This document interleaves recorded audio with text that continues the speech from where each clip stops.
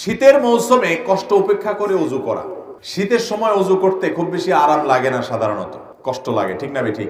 এই কষ্ট উপেক্ষা করে যারা ওযু করে তাদেরকে এই ওযুর মাধ্যমে আল্লাহ রাব্বুল আলামিন তাদের ছোটখাটো যত গুনাহ আছে সমস্ত গুনাহগুলো মাফ করে দেন এবং আল্লাহর কাছে জান্নাতি হিসাবে, ঈমানদার হিসাবে তাদের মর্যাদা এবং মর্তবা আল্লাহ তাআলা প্রমোশন করে বৃদ্ধি করে দেন, উপরে উঠায় দেন।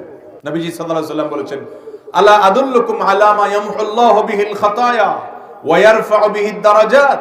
তোমাদেরকে আমি এমন কি আমলের কথা বলে দিব না যে আমলগুলো গুনাহসমূহ মাফ করে দেয় আর আল্লাহর কাছে মর্যাদা বৃদ্ধি করে দেয়। সাহাবায়ে কেরাম আমলের পাগল ছিলেন, আল্লাহর কাছে মর্যাদা বৃদ্ধি হোক সেটা চাইতেন। তারা বলতেন, অবশ্যই বলুন ইয়া রাসূলুল্লাহ।